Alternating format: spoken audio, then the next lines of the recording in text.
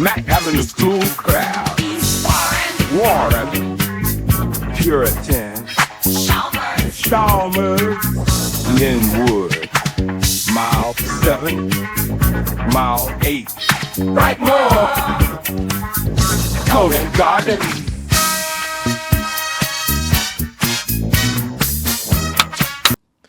Welcome back to the Detroit is Different podcast studios. It's throws a winner, but that does not change the realities of it not always being cold in the D.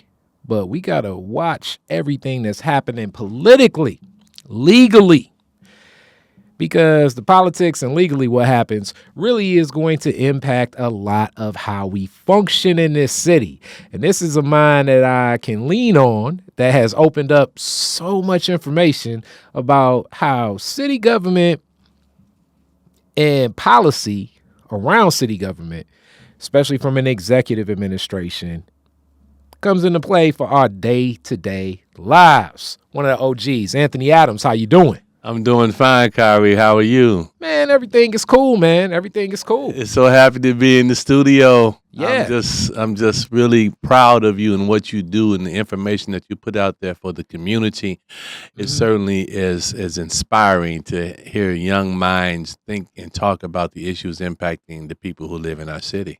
Thank you so much. I let's see. Last time we were connected to the A Lot of Studio event where you were talking a whole lot about buying property and the different things that people need to be aware of. Because you know a little bit of law when it comes to real estate, but also a lot of different forms of law. The power of real estate, the power of ownership, how you create generational wealth for our communities, for our families. It's all still part and parcel of the big picture here in the city of Detroit, because we've had so many people that have been displaced from that generational wealth aspect, and we need to be focused on it because land is at a premium, especially when you live in the Midwest next to fresh water, the largest body of fresh water in the world. Yeah. Strategically placed in terms of this geographical location, the center really of commerce.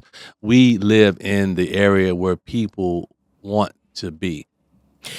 Hey, you speaking it, and I just also know the couple of the better half. The missus comes from the arc of making sure your legacy is taken care of. Exactly. Making sure that you actually have a trust, have something to put in, which our family, which I'm still gathering everybody to get active, because Lord knows at this point we're on the good side of making sure that happens. But you don't want to be on the bad side of that, because it's a lot of courts you don't want to go to. Exactly. I mean, shout out to my wife, Attorney Lynn Marine Adams. They call her one of the probate goats. Understanding wills and trust, how you structure your family affairs, how you make sure your family is taken care of when you pass on to glory. Again, another way of passing generational wealth. Don't let it get caught up in probate court. Let it flow from you to your heirs, to your family, to your grandchildren. We need to create these nest eggs so that our children, our grandchildren, and great-grandchildren aren't starting off at square one where we started. Yeah, and when you talk about probate court, that is one of those courts you don't want to end up in because of everything connected, even cleaning up some of the deeds this way and what happened if a person passed, and then needing like almost everybody that is a descendant to sign off on something, chasing them down. Man, I've had so many situations recently where people live in homes, but the home is not deeded properly. Someone has died years ago. How do you clear that up? How do you file what they call a quiet title action so that we can invest property and real estate in the hands of the people who live in that house? It's so prevalent in our community because of the many ways that people acquire ownership of property. And let's kind of start there. As we got your backstory, so now we can jump straight on into some of these discussions about property. Let's do it. And so many people I know, because a lot of the properties here are inherited. Yes. And the amount of quit claim deeds that go on, And then also quick claim deeds that aren't notarized. Yeah, You know what I'm claim saying? deed fraud, mortgage fraud is so rampant in our community. People being taken advantage of. I had a situation recently where a woman wanted to sell her house. She had a price. The guy said he wouldn't pay that price, but he would pay a much lesser price for the property. She was desperate. She took it. When she closed on the property, she didn't realize that what the man did was take her equity, buy her home from her, and then pulled out $80,000. So you got to be conscious of all the many schemes that are going on with people out there who will trick you out of your property. Make sure you have competent legal counsel. Look over your documents. Getting a review of documents, it's not going to cost you an arm and a leg, but it certainly will save you a tremendous amount of money in the long run. All right.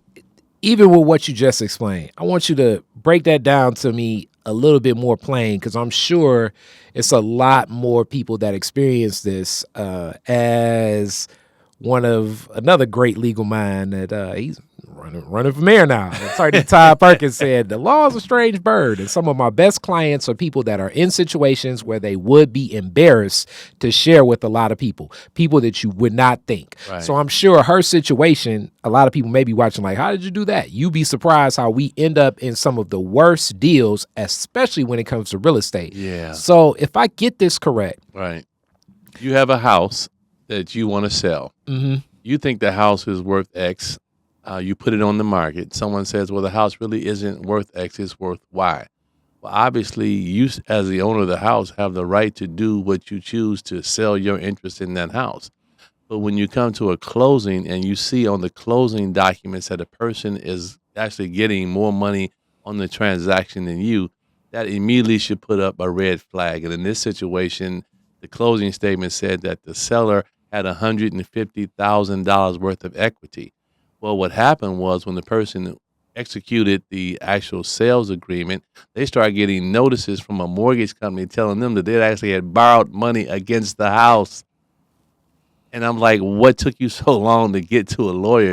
When you get a note from a mortgage company saying that you have borrowed money against property that you no longer own, that is an automatic red flag. You should have immediately contacted an attorney to begin to unravel the situation, because essentially the house was worth what she thought it was worth, but she didn't get the equity between what she sold it for versus what the house was worth, what the person borrowed money against the house to buy her house from her. That's one of the tricky ways in which people do things. And we also have situations where people will approach homeowners and say, look, I can help you get financing on your home. Sign these papers. People sign the papers, but they never see the money that's actually drawn out of the house. And then a month or two later, they get a notice from a bank telling them that you actually owe money on a house that you thought you owned that you never refinanced. So I do want to explore that a lot more because like here in the hood, we call it hawking your house, meaning basically you take an asset that you already own and you want to pull something out of it. Right. Or to make it a lot more plain, because these are very prevalent in Detroit as casinos started getting more active in Detroit, like a pawn shop, but for your home. So you'll say like, okay, and really one of the, I guess, tycoons of business per se that owns a lot of property downtown right now, a lot of his business is based on the whole concept of a lot of having people refinance homes. I'm speaking from the lens of my father, Khary Frazier, CPA. CPA, doesn't University of Cincinnati. Oh yeah, UC guy and everything. Another guy from the Cincinnati, the Bearcats. Yeah, but my father likes problem situations when it comes to anything in accounting. So more, I wouldn't say basic, but let's just say more straightforward tax returns. For about 20 years, I've been doing a lot of different tax returns. Mm-hmm. And I've noticed around maybe 2006, 7, 8, 9, 10, and 11, even after the crisis, right, I would see more and more of these statements coming from at the time, it would be like Rock Financial and Rocket Mortgage, of a lot of seniors that clearly own their homes outright. Right. But now we're looking at saying like, okay, let me get some equity out of my home. That was a lot of reverse mortgages, especially for senior citizens, where you draw down on the equity in your home, and then you don't necessarily pay a note, but then when you pass or transition, then the house becomes owned by the reverse mortgage holder. In that situation, you basically have alienated or transferred your interest in the home to someone else other than your family. And hopefully, if you with good tax planning, you've used the drawdown of equity from your home to do something for your family long term. Obviously, what happens to a lot of people in these situations, especially if someone gets ill and they don't have proper coverage, well, obviously Medicaid will force you to draw down on the resources and assets that you have in your particular home. And you want to make sure that you structure your long-term care. I mean, things that people need to do from a planning perspective, having a long-term care policy which covers financially out of pocket the cost of what you may incur if you have to be placed in some type of facility. All these things are really good tax planning issues, estate planning issues, and something that we'll have Attorney Lynn Marine Adams come in and really kind of give you a primer on that. Because when you talk about protecting your assets involves a number of different things. One, clearly having life insurance. And most people buy term because it's the least expensive. But when you're young and you're just starting out, well, maybe you start off with term. But you want term policies that you can convert into whole life policies because you want to begin to build equity in that life insurance policy. These are things that people need to do. You also need to have put in place a long-term care policy. And the younger you start, the better off you are, because obviously when you're young, you're healthy, you don't have any ailments, and then you get old like me, and every time you wake up, you're like, oh my God, something else different is happening. But we're talking about how you really structure and plan your life, and you don't need a lot of money to do that. You just need to have the tools necessary to understand health insurance. Health insurance obviously is important. Life insurance, long-term care insurance, all these things are necessary elements of your estate plan that you need to put together, because we're talking about how do we create and generate wealth not only for yourself but for your heirs as well. And as you open up and share about this, I definitely look at like those years of looking at filing a lot of different returns and just financially what people know, what people don't know. I do think communities like mine, a lot of people lost their homes because a lot of people did, as they say, hawk their home. Right. And the other reality with that comes another elephant in the room about the city of Detroit. Yes. It's the overassessed of taxes. Exactly. Because technically, even in refinancing, it's not like or financing an item,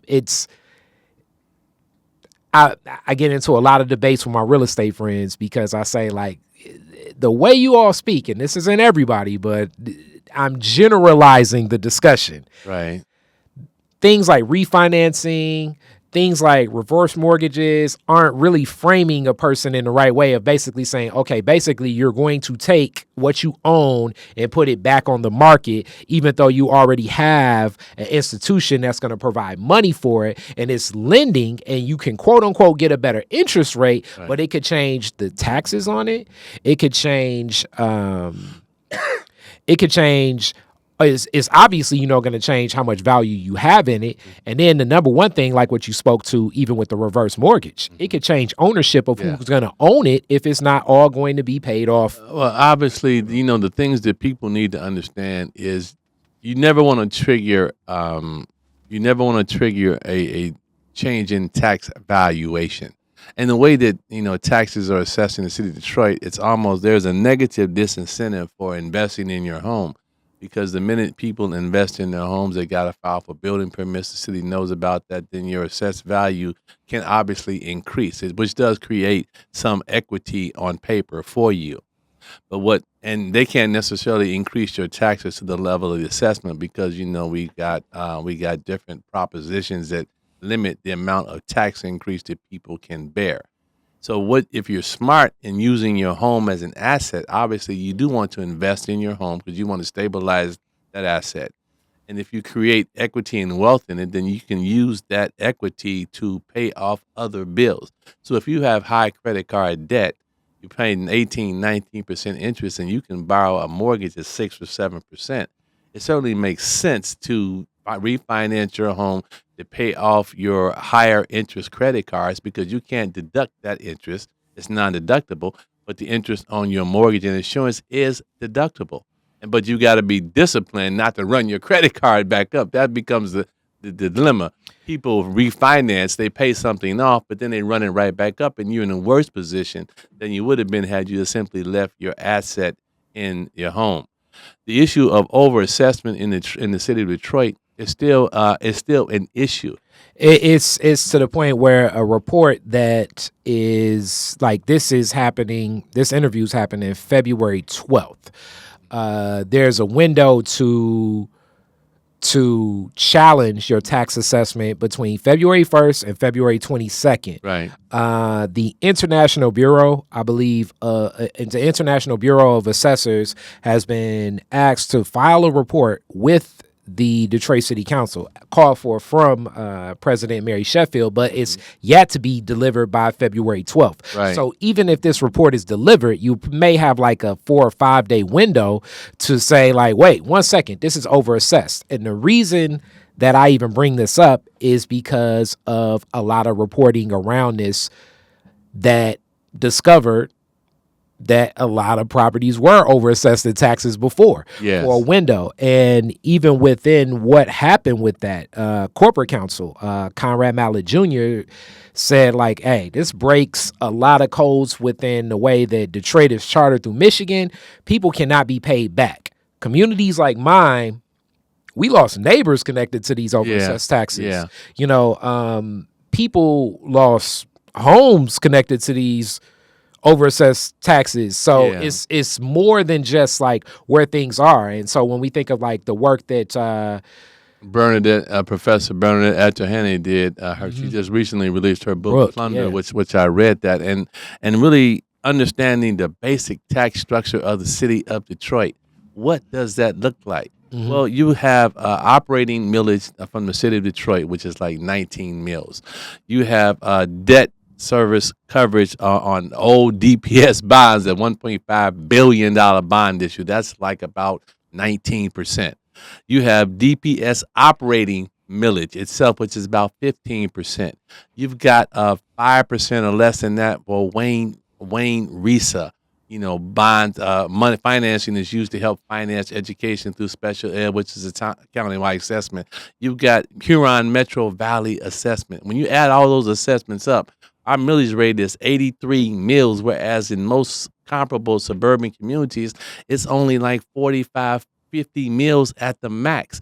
So we're paying 30 cents more in millage rate by living in the city of Detroit, which is a tremendous disincentive because it caps what people can really get for their home. Because the minute you sell your home, if your home was only assessed at $100,000, true cash value, when you sell your home, that millage goes up. The property uncaps, meaning they can now charge you at the higher tax rate because you no longer own the property.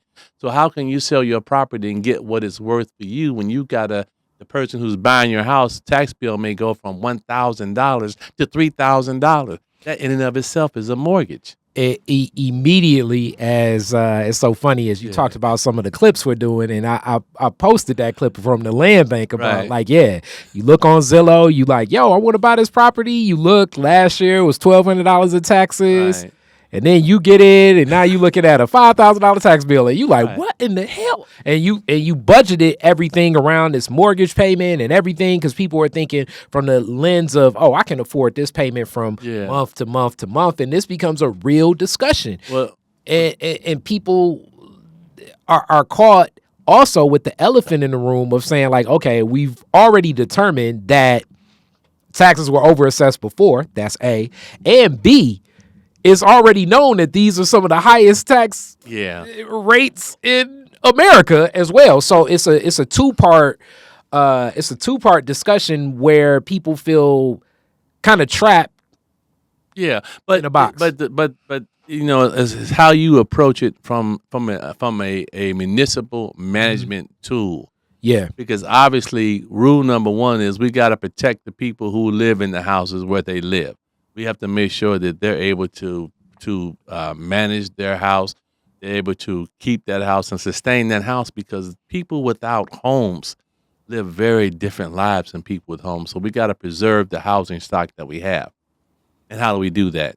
Well, there's been a lot of conversation really around how we change the tax nature of the city of Detroit. And this gets into a lot of really big picture thinking about what is it that we really need as a city in order to survive. How do we make sure that the people who live here are taken care of? How do we make sure that they're able to grow equity and wealth in their homes? And what happens then in a situation where they want to transfer that home to someone else? There are a lot of different tools that we need to look at, especially in terms of how we reduce the cost of actually owning houses in the city of Detroit.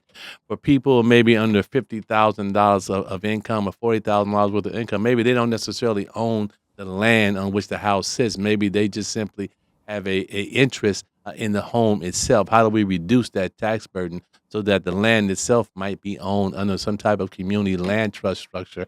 There are a lot of different things that people don't really talk about, but we need to discuss it big picture, because if we're going to sustain the people in our community, we have to address the issue of taxation. We have to address the issue of the millages. We have to address the issue of all the legacy debt that we have piled onto the city of Detroit. The irony of what they talk about bankruptcy and the takeover of the schools is that if you was really going to help the people in the city of Detroit, you'd have wiped out all that debt. Now imagine not having that 32 mills in operating debt and bond debt on DPS, or the 19 operating mills, and I think there's another 7 mills for bond debt itself. You take that out, you freed up so much money in equity in the people who live here, which obviously will help stimulate business growth and development as a business growth and development strategy. Because the less I'm paying in taxes, the more I might eat out in restaurants, the more I might shop and support local businesses. There is an ecosystem that people need to understand how it operates. And if we understand how it operates, then we can attack the problems that we need to address. But what's happening is that we don't really have the intellectual conversation. It's so many points, even with what you just stated about those debts, when I uplift the fact, and I definitely want to rest in peace to my godmother, the Honorable Joanne Watson. Mm-hmm. Like the Watson would always say, that was an illegal bankruptcy. Yes. And from our first interview, so check the archives of Detroit is Different, and it crystallizes, because you really brought that point home, right, of why the state of Michigan owes Detroit so much money. Right. And the state of Michigan owes Detroit so much money because at one point in time, if you go back in the day, I was around back in the day in these 80s and everything. So we're talking about a pre-Dennis Archer administration even. Yes. The non-resident taxes yes, associated with the city of Detroit was at a much higher rate. So that much higher rate was a deal that was agreed to between, at that point in time, the governor of Michigan, John Engler, and Dennis Archer, to say, look, we can come together, do some renovations, share in Cobo Hall, and in exchange for this, we're going to also rely on the state of Michigan to pay into the city of Detroit some of what we're going to lose by allowing some non-residents to work within the city of Detroit. Right. Let's handshake deal and let's honor that. The state of Michigan never honored that deal. Right. Never honored it. And this was also uplifted during the Duggan administration again, where people said, why don't you seek after some of the money and the debts owed from the state of Michigan? Once again, I want to say, no, it was not corporate counsel. I'm thinking about who from the office of the executive branch, but someone from the executive branch office once again said, look, it's not anything we really can do about that. We need to pursue other avenues. And this becomes an even more crystallized challenge when we think of the other looming debts that have been created with this revitalization of Detroit, specifically the Downtown Development Authority that I'm always uplifting, as you understand the whole concept of bonding and the capacity in this engine that I speak to oftentimes. So in 1976, as Coleman Young is assuming office for a couple of years, black man becomes mayor. A lot of businesses, retail and industry say, hey, I'm not doing business down here. Yeah. So an exodus. And one of the key premises of Coleman Young is really in job creation. That was one of Coleman's big gold standards of doing work. We're going to bring some jobs here. Yeah. So in the beginning, if you even follow the track of what the DDA is doing, the DDA is much smaller debt. But even back then, Ken Cockrell Sr. was adamantly against it then because he said this is going to create a tale of two cities. Right. That engine and vehicle, even during your time in the Mayor Kilpatrick administration and even the Mayor Bing administration and Archer administration, was never as aggressively used as we've seen over the past 12 years of the Duggan administration, which has expanded not just what's been happening in the bonding of that, but also the interest associated with that to a point where now Detroit is holding $500 million worth of debt connected to this DDA structure, which it also captures taxes downtown, where money cannot go outside of the 7.2 miles of downtown. And it caps also like how much would be even spent there too. Yeah. So it's a very sweet deal for a lot of the businesses to conduct business downtown. You and I, we always believe in deep dive into data and information. Okay. Yeah, let's go. Part of the strategy behind DDA, or I would call it special purpose taxing districts like the LIDFA or OBRA, all these tools that cities have at their disposal. Mm-hmm. The bet was, as long as I'm providing some level of abatement and benefit, I'm creating jobs and opportunity. I'm creating personal income in that particular city, so that regardless of the tax abatement that ultimately is only for a limited period of time, 12 years, as long as I'm stimulating economic development and growth through income tax, then it's a good deal. And when you look at the numbers in terms of where the city is to now, income tax actually has risen appreciably. So when you look at one aspect of DDA special financing, there has been an increase in the income tax that's been payable. But what has happened is that they've created other tools, Renaissance Zone. So when you create a Renaissance Zone on top of a DDA development, you don't get to get the income tax. The income tax, the personal income tax would flow from the city because of the abatement, is then captured in the Renaissance Zone.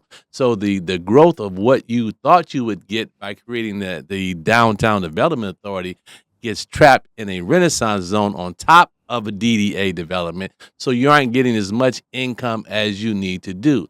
So then the question becomes, how do you begin to restructure that whole thing? Maybe you don't necessarily need a DDA, but maybe you need some type of entity where I say you create some type of special tax district in the city of Detroit, because we have different tax needs in different communities. So in residential communities, we obviously need to have a tax that recognizes the overvaluation of land for assessment purposes. That could be one special district. But downtown, it actually could be another special district, because the idea is to maximize how much tax you create without putting the burden on the people who live here.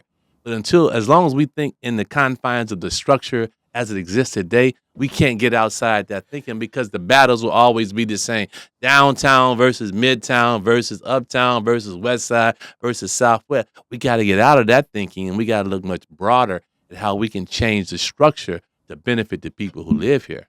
Okay, now with that statement, I know everybody's like, okay, is he running for mayor? No, I'm not ready for mayor. I know, but you're laying it, and I love the way that you're presenting it, and my rebuttal to that would be this. It becomes a lot more difficult because of the stressors that already exist on so many of the residents. Mm-hmm. We're looking at, from my State of Black Detroit and fresh off of public comment, it's just fresh in my mind. Annual household income, Detroit, we're looking at about $35K. $35K, right. So like with that $35K, some of the even the tools when we look at what affordable housing is and the opportunities that are being created, these are not looking and feeling like opportunities for the people that are here and keeping the residents here and empowering the residents that are here to heighten their quality of life. Right. This is looking more so to attract a group of people that aren't here All right. to come here. So let me address that. So there are ways in which if you have a special purpose tax district city, you can do things that are differently. For example, obviously preservation of housing. People have a hard time getting their housing refinanced to put windows, to put doors, to put furniture, to put ceiling. Yeah. So what if we provide you with a rehabilitation credit against your property tax bill for a 10-year period? So you're able to borrow $40,000, $50,000 on your house. That's a credit against your future income taxes on that property. So we've effectively eliminated your property tax for you in exchange for an investment in your home. That's something we need to think about, because if I'm helping you preserve your home in a neighborhood where property values tend to drop, that gives us the opportunity to stabilize that neighborhood and stabilize people in their housing. That's an immediate thing that you can do, working in concert with the philanthropic community, with the big banks who hold billions of dollars of paper on the city of Detroit. I think we could be in a conversation with them to say, hey, look, this is kind of what we need to do. And it's a special purpose taxing district which takes into account the issues that are of immediate impact and stressors for people. There also are things like the renter's credit, which I don't know if people even use that as they should in the city of Detroit. If your income is at a certain level, you're able to deduct against your income tax, which means you got to file your taxes, but you get a renter's credit for that portion of the rent that you pay to your landlord as a credit against your income tax to help reduce what you pay, which creates money for you. There are a lot of different programs that we're finding out that people just simply don't know about. In addition to challenging your assessment every year, what you need to do in order to make sure that even though you aren't paying that increased assessed value, if there are things that are wrong with your house, they actually can put special a tax on. They can put a special assessment on your house, recognizing that if your house needs a tremendous amount of work, you actually can further reduce the cost of the taxation of your home. These are the kind of things that people need to know about, that people need to be educated about. And I don't think that we have enough information out there to let people take advantage of those programs. Okay, and to that, I would say that some from the Duggan administration executed some programming through ARPA about expanding some of what the home repair programs would be and options, not exactly what you just uplifted, which seems very interesting. I want to think through that. I'm gonna have to run that through some of the social minds I know in the taxation. But that sounds very. I like that idea. I like how I'm hearing that and how I'm thinking. But one of the challenges, even a lot of the home repair throughout the city of Detroit, and I would like you to put back on like the hat of just real estate law of even what the city of Detroit has allocated for a lot of these repairs for porches and roofs, specifically for a lot of the seniors. It's tough to follow through for the program because of the demand in the market has not necessarily between the materials and the labor, especially in a city like Detroit. It's a lot of homes being rehabbed, but during COVID-19, some of the people in commercial real estate have kind of shifted a lot of their eyes towards residential real estate. So let me tell you how you address that, because part of this issue is one of purchasing power. How do I purchase what I need to reduce my marginal cost? There was a builder by the name of Bernie Gleiberman. He started off in rehabbing homes in the city of Detroit and obviously became a real big builder. And what he did was he used the power of purchasing to dramatically drive down the cost of what it costs to do things. So he would buy 1 million cubic feet of lumber. He would buy, 50 million yards of concrete at a bulk price. And then what he would do was that he would pass that savings on to himself, because he was able to build things at a price that other people couldn't buy, because as long as I'm pouring one porch at a time, I'm paying that cost. But if I'm telling you, you have a contract to do 10,000 porches in the city of Detroit, I need your best price. You need to drive down the cost of what it would cost to do something. We can begin to dramatically reduce the cost of doing things in the city of Detroit by purchasing goods and services through a co-op arrangement. that allows homeowners such as people who live in this neighborhood to take advantage of a co-op pricing for concrete, for lumber, for furnaces. If you buy it in bulk, you can accomplish that. And then you've got to engraft upon that the ability to use different programs that are out there for furnace repair, for refrigerator replacement. All these things have to work in concert.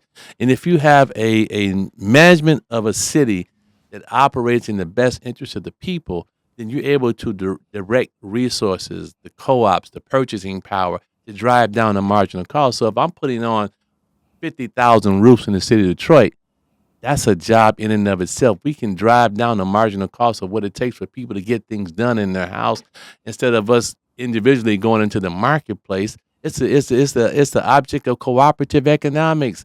It always gets cheaper when there's more people involved in it. How do we engage? And we have a great co-op community in our, Malik Yakini with the food co-op.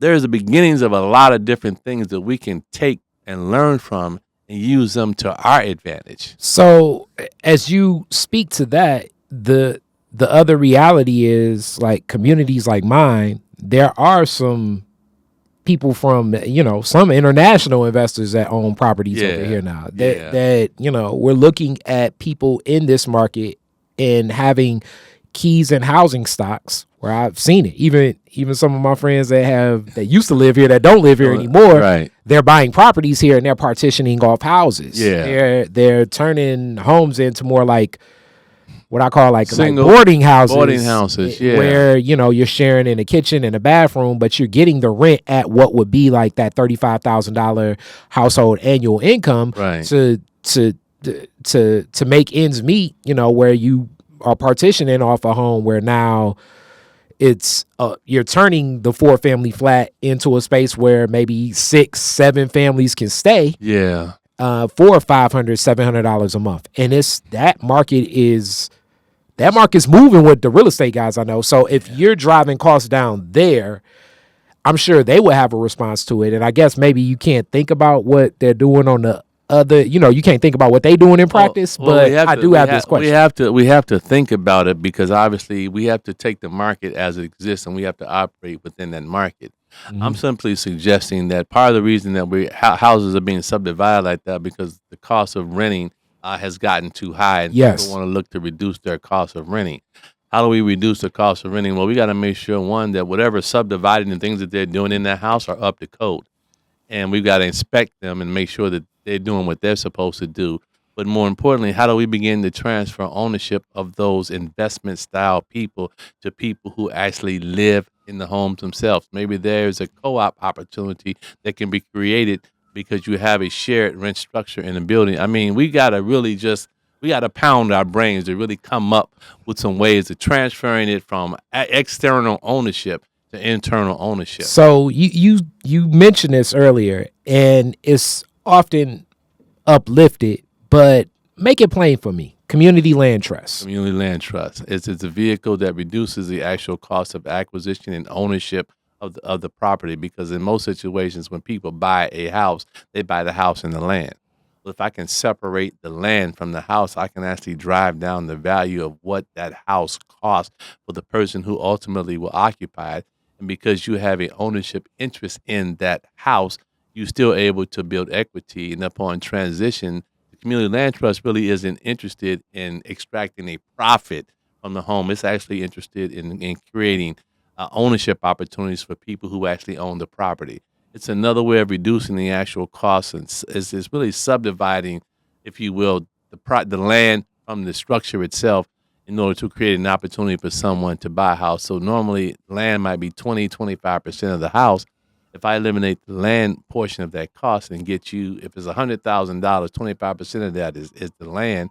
Instead of you paying $100,000, you're only paying $75,000. It makes it much cheaper for you to buy it. Those are different ways of how you can attack the problem, but you have to have a vehicle, which is why really, truthfully, if we're looking at structures of entities and organizations, the way that we have our entities set up is not the best way to do it.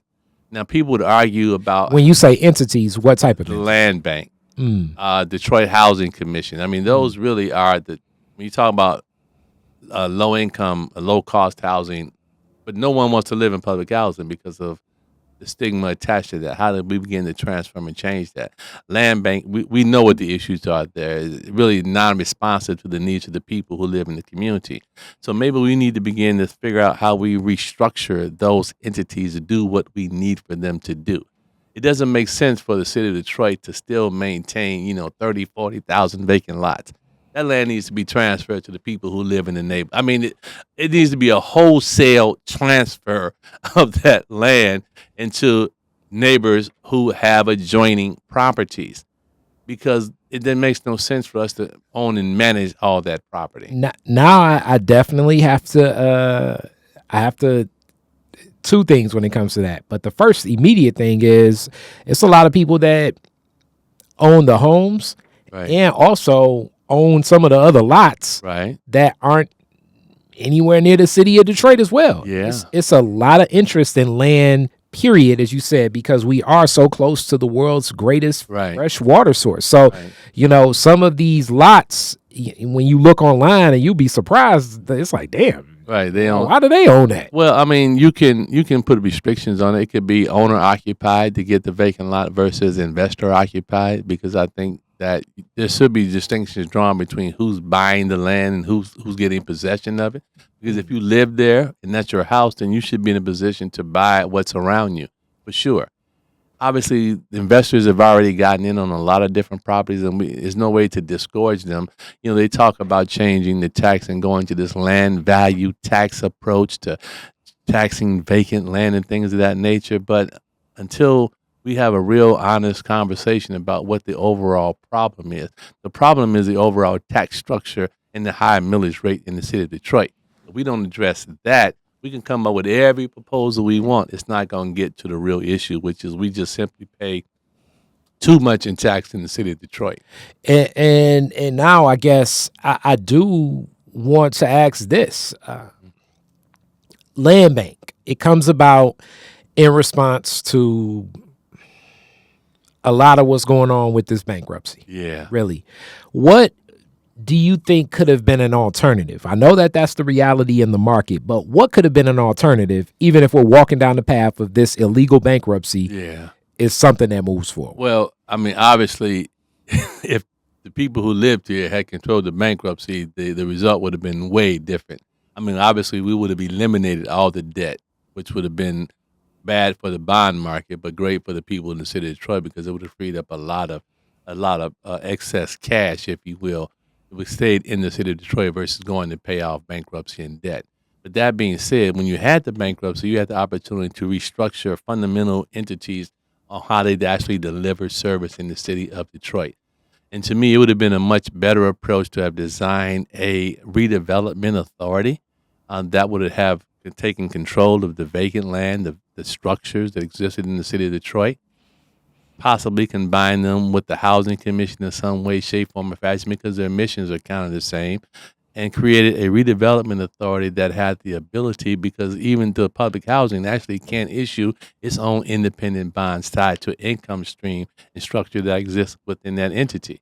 So we didn't take it far enough. We went part of the way there, but we didn't go all the way there, because we have to talk about radical change and radical redevelopment and radical thought on what we do, creating a much more streamlined process for development in the city of Detroit is still too cumbersome. Builders complain, developers complain about the process, the disjointed nature of what goes on. And then when you have entities like the Detroit Economic Growth Corporation, which really operate outside of the normal sphere of what happens in the city, because they bring projects to the city, but when they bring them, as we know, it's already prepackaged, and we can't change anything. We'll just give you a community benefit agreement.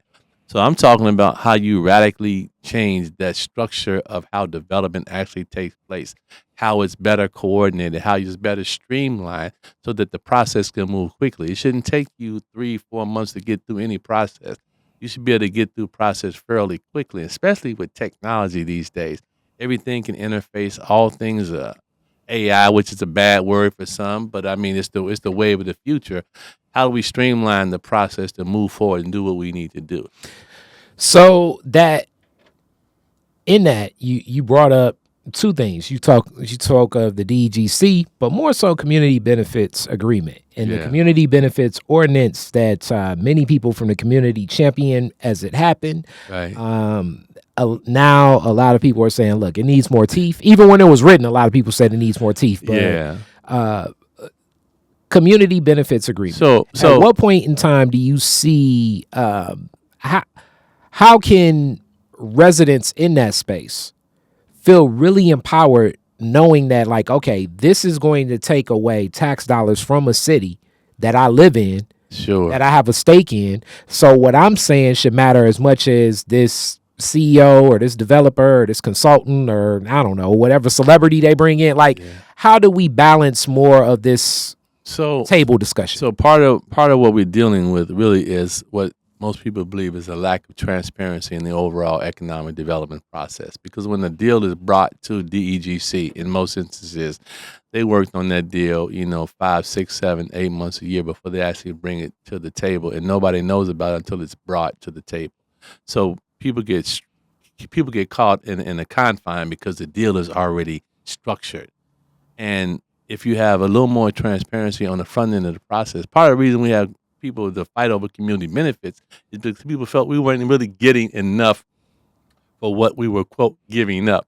And there's one train of thought where it says, well, you really aren't giving up anything because you didn't have anything to begin with. We're actually bringing something to the table so that you will have something down the way. That's just a different way of how some people look at it, especially from the business community. I would say property that's not being used and I'm bringing something to it, you're not giving me anything. I would say that, and the other discussion becomes because I've heard this argument and I speak this argument, even though I'm leaning definitely way more community with this, but the cost of doing business in the city of Detroit is so arduous with the inspections, permits, zoning, and some of the things I just uplifted about, what you're going to deal with even in build out and things like that. Right. Well, let's look at that cost and see there are things that the city can't control and things that the city can't control. Yes. So when you look at the cost of actually operating in the city of Detroit, one thing we have, which is different than most, is that the high cost of insurance to operate in the city of Detroit. City of Detroit really can't control that because it's controlled by external forces. Mm-hmm. Again, the idea perhaps of a co-op, of reinsurance, things that you can engraft upon top of something to reduce the actual cost of operating is something that people need to look at. So if you got costs that you can't control, the issue is what can the city control? The city can control the permitting. They can control the cost. They control the actual cost of doing business, the self-compliance. How do we do things much differently than what we're doing? And people have to begin to, I think, re-envision what the city should look like, how the city should operate. I in uplifting that, I just definitely still feel as a entrepreneur myself, if I really want to do it, I'm going to put my own money up. Yeah. So that always becomes my key argument with this. I mean, it's a reason why, like I always say, it's a reason why Jerry Jones didn't take any money from the state of Texas when he wanted to build, as they call it, Jerryland. Jerryland, right. Because it's like, this is going to be my asset. If I look at Little Caesars Arena, not only so much money in an asset that now is owned by the city of Detroit, but you could, I guess, look at it like, okay, well, that's the new Joe Louis Arena. But even in the way that the build out happened, it didn't hire the people that it said it was going to hire. Some contractors did get involved with that because they've said like, hey, I'm a black contractor that did get in this deal. So when you talk about this car, you know that some black people did. And I'm like, it still is not as expressive. And then the argument comes like people aren't trained. The companies didn't really want to do business. Right. They'd rather just pay the fine to Clio and keep it moving. But that's a question of oversight as the project moves forward, because these things don't just happen. The patterns are already seen. What's going on? People are not being trained. It's the responsibility of the people who have the oversight on these things not to wait till the project is over, but to sound the bell. That's the transparency issue that we have to get and I'm gonna hit the bell here, and I'm gonna say, because it's worth hitting again, because That project then expands to District Detroit, and it gets a green light, even though it basically didn't honor any other side of the deal from before. Well, so it makes me feel like I'm a sucker. Well, I mean, yeah, that's true. I mean, fool me once, shame on you. Fool me twice, shame on me. Yeah. And I think part of it is in how it's actually been presented. Because I actually use the Henry Ford Hospital. I mean, I go there for a lot of the services that I get, and the building is old and run down and tired and need to be replaced. I don't think the community would have had that much of an issue with the actual health component of that. I'm talking about health, the Henry Ford District of Detroit. The Henry Ford project, yeah. But when we look at what's being done, the Detroit district, are the promises really going to be kept? Who's monitoring that right now? Where are the progress reports? Where is the staff report? Why is that information not online? We're talking about open transparency and how we actually do business so that people like yourselves and your thought leaders can look at these reports as they roll them down the pike so that we don't get a year into the project and say, oh, damn, we missed the mark. We know we missed the mark after the first 3 months because we see the trends emerging. How do we then capture the information to make sure that we can train people properly? Because these projects are known about years in advance. So you don't start training when the project is announced. You start training before the project is announced. You have your partnerships with your Detroit public schools and the career vocational technical centers. You're putting pressure on the unions to make sure that they're inputting people from our community into these things. You're using your educational resources through your Detroit public schools. We really need much more adult education. We had that. Maybe that's part of the package that you push in Lansing to restore adult education funding.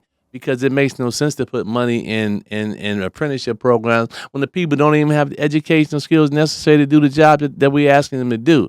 We don't look at it right. We're not demanding more from what we're getting, from what we're paying. And we pay a lot of money, trust me. I read a report by the Citizens Research Council that was $14 billion worth of purchasing in the city of Detroit. Yeah. Closest city to that was Canton at $4 billion. I'm saying the purchasing power of what goes on inside the city of Detroit is an economic juggernaut. And we're on the outside looking in. And that's the other tough reality for me from that lens of community. And I know I see it a lot differently than even some of the other advocates. Because I also had that hat of an entrepreneur too. Right. And they both come together around this, like my dad, because you're looking at $14 billion being spent, but then you're looking at the average income in a household being $35K. Yeah. So it's such a tough disparity when the mapping, when you look at the contracts that go outside the city of Detroit. Yes. It's sickening. So even when people say, hey, Khary, why don't you try for more bids through the city? It's like, okay, for so many reasons. But at the root of it, my thought process is between the time that it would take to get paid and all of the back and forth of what it would be. Right. I don't necessarily feel like it would be equitable even to attempt anything like that in what would move forth. Right. Now, when I see some of the deals that do happen for others, like kind of, I guess, in the space of, I guess I would be more like, for them, it would be like advertising and media services and things like that.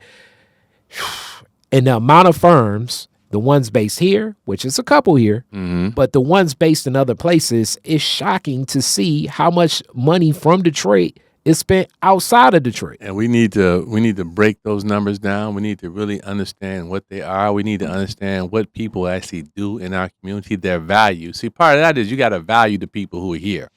And if there's no value placed on a guy like Khary Frazier doing what he does, then it's not going to be taken into the calculus of how we allocate the dollars. But if you value who's here, see, this is about strengthening and empowering the people who live here.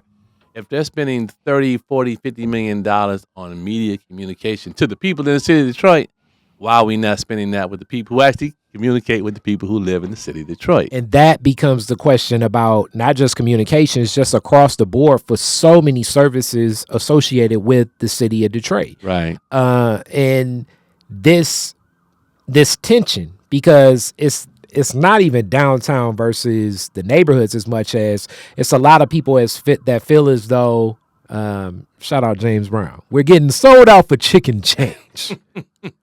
That's the big payback. Big payback. So it's like the concept of everything that's going on is just not hitting. Like, people are feeling as though it's a disconnect between our quality of life and a lot of people in the positions of quality of life. Even the residency issue of a lot of people I know that work for the city don't live in the city either. Yeah. A lot, and almost like the higher up you get, the higher the probability you probably don't live in the city. Well, we have to. And this is no offense to a person that doesn't live in the city. And I'm not necessarily saying that you couldn't do the job, but I can definitely tell you this. Right. If you live where you work, it's different. You know what I'm saying? You gonna start. It hits different when you live there. It does, but it gets back to the mindset of who's at the top, who's driving the thought leadership in our community. If you have someone who's not driving thought, every day is thinking about how I can do this, how I can transform this, how I can provide support for the people who are here, then this is what you end up with. You end up with a disconnect between policy and delivery of service, because the service model becomes the goal versus how do we deliver that service to the people who are here. We always should start from the premise that we actually have high-level people here in our community who can deliver the service. So if you believe that, then you'll find it, and you'll figure out a way how to make it work. If you don't have that, it makes it very difficult to connect. I want you to repeat that again. That was a deep one. Repeat that one again. If you aren't driven by the thought that the people who live here can actually deliver the service, then you won't get to a solution on that issue. That is what's got to drive your thought process. If you say, you know what, we got communication people here, we got firms here, we have people here, we have individuals that actually have entities that provide services. How do we use them to do what we need to do? And I want to put a pin in that because one of the things that, and I know that he's like, oh, Khary spinning me, but brother Fioda's ship, I just got to get I'm getting my you getting all your my OGs dominoes together. But that's going to be one of the projects I expand on. It's going to be taking this Detroit is different model to a lot of the other cities I know where some of the most talented thinkers have left Detroit. Yeah. But would love to come back, but never were honored in their value. Here's probably somebody, like my brother, Chris Shorter. Right. When I think of him being the manager for a county in Virginia, and been a manager in Austin, Texas, and worked in politics and public works in Washington, D.C. Right. But at the heart, he would love to come back to the D. But the thought process of the value here and the valuation of someone like Chris Shorter with all the experience and everything he knows, it's not seen the same. Jonathan Quarles is still around here, but he's traveling the whole world. Right. I think it's crazy that it's like, how is Jonathan not a part of, like, one of these government administrations is based here? And I know he's in the private sector now, but still, it's like, it's some very talented people. I uplift both of them as FAMU brothers, and I know you know them, but it's so many others that could be riddled off where the talent base of people that have come from here and gone other places, you think Motown left and it's been an impact. I mean, we're having a Motown leave almost every day because it's not an investment back into the talent that is here. Well, what we have to do, obviously we have to identify where these people are. And we have to open the door. And there's one thing about a change in administration that it does give you the opportunity to bring new talent, new people in. Like I said, I always start from the premise there's a lot of good people here. There's also a lot of good people that have left. How do we get them back home? They haven't come home to Detroit. Maybe we need to say, look, the doors of the city are open. We need young talent to come back. We need them to drive the next generation of how this city is supposed to be. Guys like me and your pops, we enjoy this, but we can't do this forever. It's time now for the next generation to take the reins of leadership, to step up, to do the things necessary, to push an agenda that is supportive. We're not saying other people can't come, no, because you got to bring new people into the city in order for a city to thrive and grow. But you can support the growth by stabilizing the people who are here. And now definitely more of I guess barbershop beauty salon discussion for you, just to get feedback on. The elephant in the room is this is a black city. Yes. One of the blackest cities in America that has had executive leadership from the mayor of white leadership for 12 years. And we have leadership in our superintendent in public schools there as well, and white leadership as well. That transition of power. Yeah. Just because race, as much as I don't know who's acting like race don't matter. Race does matter. Race Cornell is West. always race. It's an elephant in the room. Exactly. And things are going to shift. Black leadership looks like it will take him in this next election. And I'm sure that it's going to deal with some differences. Yeah. I think one of the key things that already I want to uplift, and I'm giving a long classic Khary question before I get to you. One of the key things that's going to uplift is Duggan's administration expanded the executive office by added a lot of people to the executive office. That's one thing. Some of those people are connected to like some of that ARPA funding for how they executed their jobs and took on what tasks are. ARPA funding is over with. Also, Mayor Duggan had a great relationship with President Joe Biden. That will not happen. That relationship, as of right now, I don't know anybody in the race that has a great relationship with President Donald Trump. Things may change, but let's I'm going to go on the assumption as though that relationship won't be formed. Right. And so you no longer were going to have the ARPA dollars. Right. You welcomed in a lot of people and you expanded the office. You're going to be dealing with already coming in with just those realities, less assets and resources to work with, on top of what I would assume some different assets and resources that were probably always there that won't be there. How do you do it? Yeah. So obviously what you have to do is you always have to be about the business of making sure that the city's budget is correct. Because with the way that they structured the bankruptcy and the retiree protection fund, trust fund, all that money ultimately will be drawn down and the city will be forced to meet the bill of what it costs to actually pay for retirees. So if you're looking at it from a purely budget cutting perspective, your position would be on the rip that if there's no funding for your position can no longer exist. All right, time out. Now, wait, I got to come at you with this one. Okay. Immediately when you do that, right. You're going to create issues. But the thing about transition, especially how you're elected in November and you go in office in January, anybody who's aspiring for that chair should already be trying to understand what those issues are and come up with a plan to discuss with the people about how this is supposed to look. Because with the ARP funding gone, there's going to be a streamlining in government because there's simply be fewer dollars to pay for the people who are there. And then how does that look? How did you deliver your service? Well, I mean, one thing that they did, they outsourced a lot of different things like the trash collection because that's now been privatized. How does it look for you to deliver the type of level of service that the people expect?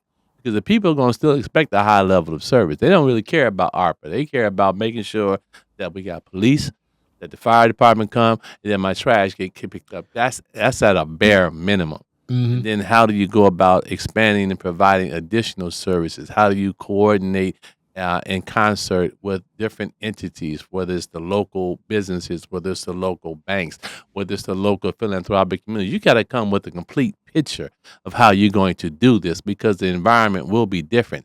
Then you've got to draw upon the people who do have relationships, the people like Dan Gilbert, Penske's, all these billionaires have relationships. And they have an vested interest in making sure that the city of Detroit moves forward. So you might not necessarily have the relationship yourself, but as an executive leader, you have to draw upon all the tools in the toolkit. You got an oligarch community in Detroit that has relationships in Washington. How do you use those folks to help you do what you need to do in order to keep the city safe and secure? It takes an experienced, pragmatic person to do that, one who's lived through a lot of different things. You got to have broad-based experience to understand that there are a lot of different things that happen and operate. How do you streamline operations to do what's essential to the people in the city of Detroit? Those are the kind of things that the people should be asking their next leader. What is your plan? How are you going to accomplish it in a resource environment that's becoming more and more constricted? What do you need to do? What's our relationship with the state? There are a lot of different things that they do at the state level, because at the end of the day, all cities and municipalities and townships are creatures of the state. The one thing that the state always does is the state takes care of itself. So if the state needs money, what do? They pass on a tax. They give you a sales tax increase. They want to tax marijuana sales and add more of a tax burden, on that burgeoning industry. They're gonna make sure that they take care of themselves. So maybe some of the tools that the state uses and what the state does should be transitioned and transferred to municipalities to give the municipalities more authority to do what they need to do.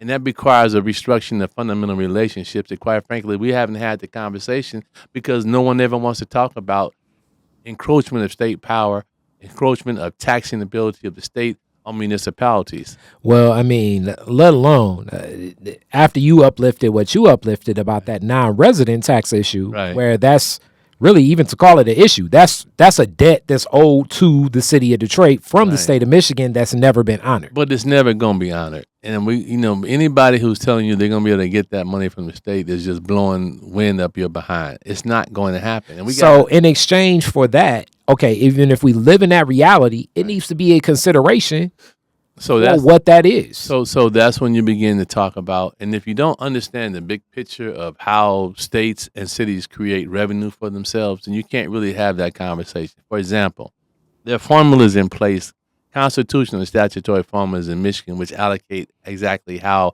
tax dollars are supposed to flow. So the city gets a constitutional allocation of revenue sharing from the state, and they also get a statutory, depending upon different types of programs and how those programs impact. Why are we not looking at the state constitutional and statutory formulas to figure out how we can adjust those formulas to provide more resources in the city of Detroit? If the state is running massive budget surpluses, that essentially means that they're collecting more tax than they should tax, because all things being equal, tax rate and service rate and revenue, expenses and revenue should be equal. And if there's a imbalance in one way or another, then we actually are collecting too much tax at the state level that we should be returning back to municipalities to strengthen infrastructure, to strengthen roads, to do the things necessary in order to make sure that those entities aren't spending their own limited general fund dollars on things that ultimately could be paid for by someone else. Those are the kind of deep. I mean, you know me, Khary. We gotta get deep in digging into the information, understanding the history of how things develop, because we can't transform how we think or how we do things if we don't understand the history and how things actually develop over time. Mm-hmm. Clearly, the state has all the power. Mm-hmm. They have all the glory. Yeah. How do we transfer that? How do we begin to transfer? We're talking about empowerment. We want to be empowered in the city of Detroit. We don't want to ask the state for anything if that's the way we do it. And the way we do that is you transfer some power to us. So when we're talking about road maintenance improvement, then we should be maintaining and managing the roads. Obviously, there's some relationship with the county because the county maintains, county roads and some of the state roads. How do we begin to transform and change those leadership? Transportation, big issue in the city of Detroit. We're paying too much. People have fought the issue of a regional tax in part because we're already paying 88 meals. So we now only go up to $1 meal. Ooh, that's painful. But yet, when we talk about what the city is subsidizing on transportation, we need to look at how we change that, because we don't need all that subsidy coming out of our general fund for something that's normally funded through regional taxes in a particular community. How do you expand that community district? How do you expand the actual tax base for how you collect revenue? These are the kind of conversations that it takes a leader who really has far-arcing thought on what the city should look like. Because at the end of the day, you got to figure out what you want the city to look like. What does the city do? What does the city provide? Yeah, that's I definitely, like I say, you went and unpacked. Yeah. And so much more we can see. As you all Oh can see, we man. can sit and we can talk for Yeah. hours. But We in could. close, I want you to just share in this vision right now, because the other reality is we're speaking Detroit, but Michigan and America itself, Yeah. everything is always new, but even more so now. Internationally, Yeah. We haven't even. I mean, things are happening that's that are impacting man. Detroit. You know. I mean, like you said, we could talk for hours Hmm. because I opened up talking about the strategic and geographical importance of the city of Detroit. The fact that now we'll have two major railroads. We actually have we're the largest trading crossroad in In America. It's America. not in South. It's not in Mexico. Mm-mm. It's the border. It's the trains and the bridges that run, and the new bridge will be open, I guess, in a year from now. That Hmm. is a tremendous amount of international trade. Why are we not capitalizing on that? We still have undeveloped port facilities in our own community. Why are we not capitalizing on that? Why are we not building an international and global vision for ourselves? That's what we need to be thinking. How do we strategically position the natural resources and advantages that we have as a city and for the profit the people who live here? At the end of the day, it's about vision, it's about leadership, it's about courage, it's about thought, it's about conversation, it's about bringing people together and being transparent in your leadership style and moving the city forward. Which, as you speak of that, and I thought that was going to be it, but I gotta ask this because it's a heavy one. Because Yeah. for community, it has not been the best, especially when people got all that lead litter the Yeah, year. yeah, I know. Lewa. Yeah, they said Getting that out was of a the Great mistake. Lakes Water Authority. Yeah, How does Detroit get back man. Detroit water? Well, And also, I let me deal say with the this. political realities of what the hand that you're dealt. And Mm, the reality is that the hand has been dealt, and people always say, we're going to redo the agreement. I don't think that's legally possible. mm. But if there's a way somehow or another that the city of Detroit can create a revenue stream for itself to unravel those deals, well, then you have to try to figure that out. Understanding the power of what we need to do, understanding having people who represent us on that board who push our position, making sure that stormwater management is a huge issue. How do we stormwater manage properly in our own city? How do we use some of our vacant land as stormwater runoffs to reduce the amount of what we actually pay? And then, quite frankly, that agreement, if it could be renegotiated, it should be renegotiated because what we're getting for their ownership and use of our assets pales in comparison to what it's worth. That's the key. That's the key point that I think that needs to. My girl would be mad at me not uplifting this. Rain gardens. It's a lot of the ability for rain gardens to exist. So rain gardens, if people understand it, there are a lot of what she would say native plants that Yeah. capture water a whole lot better than grass. Grass, actually, when you talk to anybody that's into anything ecological, would tell you that's one of the worst surfaces when it comes to capturing any water. Exactly. So it's other plants that would capture the water. So as it rains, now they're drinking in that water and using that water, and now we have vegetation as opposed to flooding. Right. Well, and then that gets into your road design, your street design, your sidewalk design. How are they designed to take advantage and capture rainwater? How do you create rain gardens that can be properly managed? Because when you begin to get too much growth, people complain about that as being weeds. So there is an overarching, I guess, philosophy on how you develop and built up urban area to take advantage of those things. It changes your street design. It changes how you look at different things. It changes how you maintain. And then you talk about maintenance of a city's infrastructure, which in and of itself is a full-time job. Creates opportunities for people who have fewer skills, but yet can be productive. How do we make everyone productive in the city of Detroit? We have to take advantage of everybody's skills and talents. A person who may suffer from some level of disability can still be a functional person. How do we create that? How do we create worth and value to people who live here? That's our goal. That's our mission. I like it. I All like right. it. And another asset I want back in Detroit is Belle Isle. I want Belle Isle back in Detroit.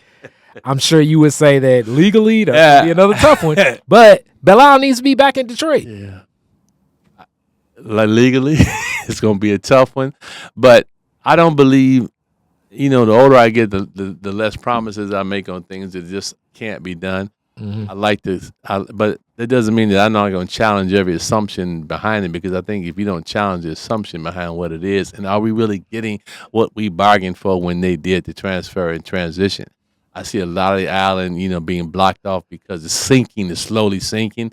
And quite frankly, we don't necessarily need the cost of trying to maintain something on an island when we got local parks in the city that really need to be maintained. I mean, it's a cost benefit value for me. What do we really need to maintain? Obviously, the state has obligations. They need to fulfill their obligations. That's what we need. If you own it and you're supposed to be managing, then we need to push it. But because there's been a cozy relationship between the powers that be, we need to begin to make people feel a little uncomfortable because we haven't gotten what they promised that we would get. And if you make me a promise that you're going to do something, then I expect you to honor that promise. And if you're not honoring that promise, then maybe we need to talk about how we can transition some things back. It's all the question if you've got a plan of action on how you're going to approach it and attack it, you might see some results. I love it. All right. I love it. I love it. So I got to close out with some different classic Detroiters, different questions, because you answered the first ones already. So you're a sports guy too. Yes, I am. Now we gonna go to this one because they winning again. Yeah. Even though you from Ohio. All-time Piston lineup. Oh my God. Give me your top 5. Well, obviously you got to start with Isaiah at the point. I agree. I mean, you got to do that. Big man in the middle. I mean, actually, big man in the middle was my number 2 guy. Obviously, it probably would be Grant Hill. Although Houston, he was a Piston for a minute and he became a much better Knick than he was a Piston. But I was looking at his career.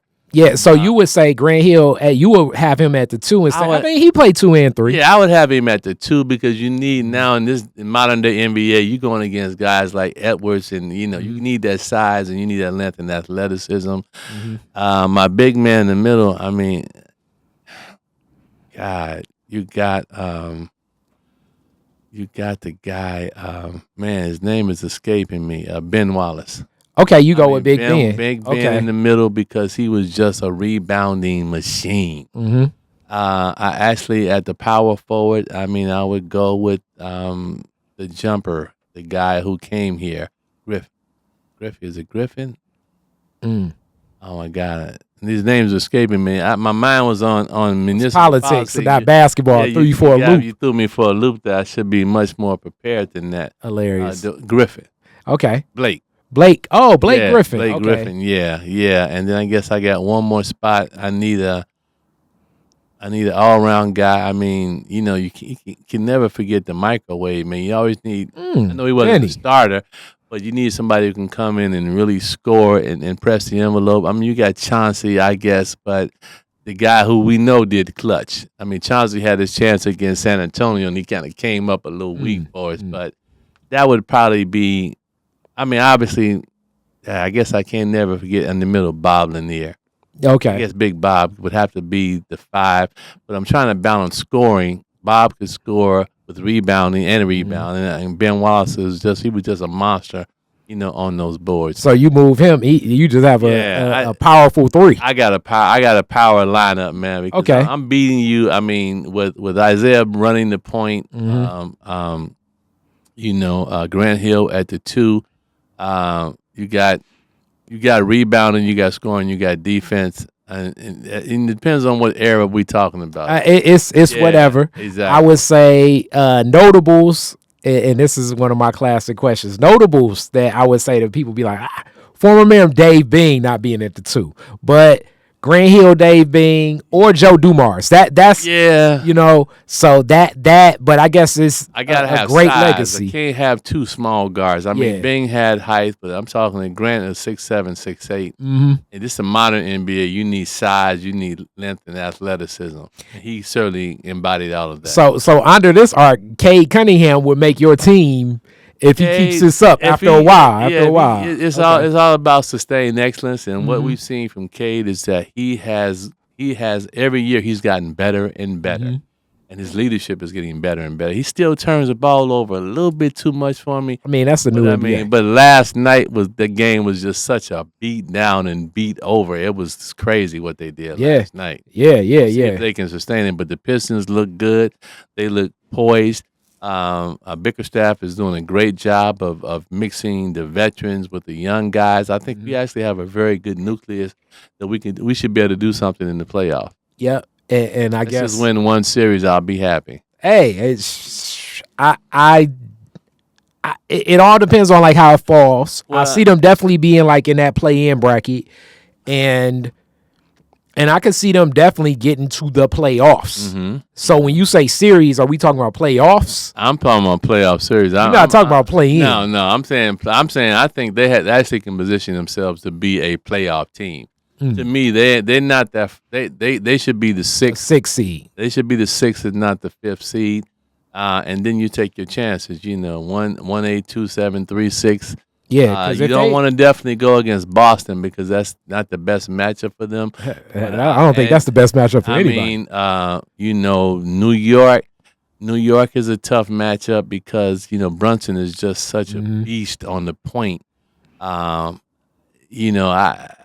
We'll have to see where that, and then it's probably like Milwaukee. They could probably beat Milwaukee. He gives them issues because of his length and athleticism, but that's the end of the year. I think we'll see where we are. Yeah, and I don't. Where we are. I don't know how happy he is being there in Milwaukee either. Well, winning changes everything. At best, it is that statement reigns true in so many things in life. Exactly.